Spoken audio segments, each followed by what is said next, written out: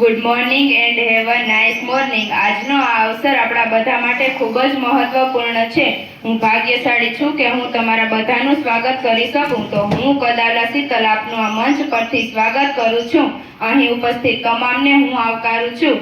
આજનો મારો વિષય ખૂબ જ રસપ્રદ અને માહિતીપ્રદ છે, તો નમ્ર અરજ સાથે મને સૌ શાંતિથી સાંભળજો. આજનો મારો વિષય છે AI વરદાન છે કે પછી અભિશાપ. એક મેઘથી કુટુંબ, કુટુંબથી સમાજ, સમાજથી દેશ અને દેશથી દુનિયા બને એ વાતથી આપણે બધા વાકેફ છીએ. આજે આખું વિશ્વ એક મુઠ્ઠીમાં સમાઈ ગયું છે, જેનું કારણ એટલે ઝડપી બદલાવ અને ટેકનોલોજીનો વિકાસ. આ પરિવર્તન એ જરૂરી છે. પરિવર્તન બે પ્રકારે હોઈ શકે, હકારાત્મક પરિવર્તન અને નકારાત્મક પરિવર્તન. આજે વર્તમાન સમયમાં બધા લોકો ભાગદોડ કરે છે, કોઈ ભૌતિક વસ્તુઓ પાછળ તો કોઈ આત્મિક વસ્તુઓ પાછળ. અરે આજે માણસથી ભાગે છે.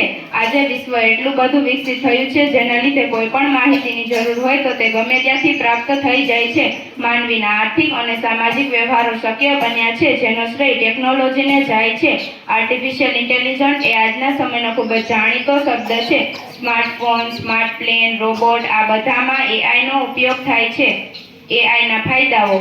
AI આવનારા સમયમાં માનવીના મગજને વાંચી શકશે. AI ના લીધે આરોગ્ય ક્ષેત્ર, આર્થિક ક્ષેત્ર, ભાષા, ઓટોમેટિક કાર વગેરે જેવા ક્ષેત્રોમાં માનવીને ફાયદો થયો છે.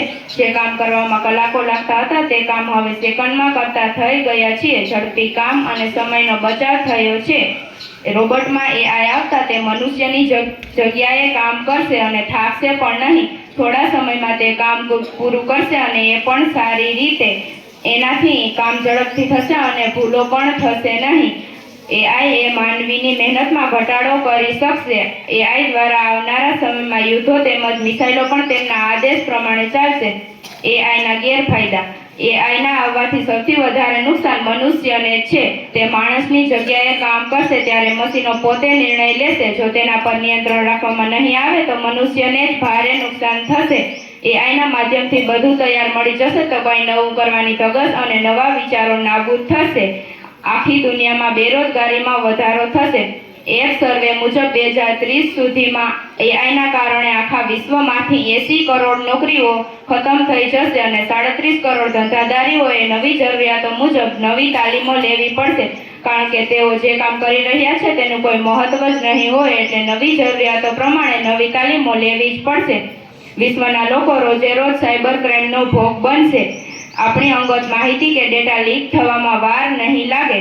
એક બાજુ સમયનો બચાવ તો બીજી બાજુ એ જ સમયને માનવી બીજી રીતે વેડફવા લાગ્યો. જેમ કે મોબાઈલ પર ચેટિંગ કરવું, ફિલ્મ જોવી, કંઈ કામ ધંધો ન કરવો, અભ્યાસ પ્રત્યે મન ઓછું હોવું, પરિવાર પ્રત્યે લાગણી ન રાખવી અને પરિવારથી દૂર જવું, ઘરકામમાં મદદ ન કરવી, ગુસ્સો કરવો વગેરે.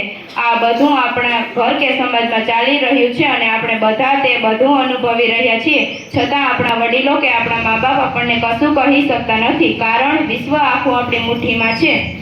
વિશ્વ એક એવી મુઠ્ઠીમાં છે, કેવા પરિવર્તનો આવી રહ્યા છે, કેવો બદલાવ આવી રહ્યો છે, અને એ બધાની વચ્ચે હું માનવી અને આપણો સમાજ ક્યાં છે એ હવે આપણે પોતે વિચારવું રહ્યું. શું AI થકી હું શાંતિથી જીવન વિતાવી શકું કે મારા પરિવાર કે સમાજમાં શાંતિ ફેલાવી શકું? જો જવાબ હા મળે તો AI વરદાન છે અને જવાબ ના મળે તો AI અભિશાપ છે. અને છેલ્લે આટલું કહી હું મારી વાણીને વિરામ આપતા કહીશ કે મારો ઉદ્દેશ યંત્ર માત્રનો વિરોધ કરવાનો નથી, પરંતુ યંત્રોની મર્યાદા આંકવાનો છે. જય હિન્દ, જય ભારત.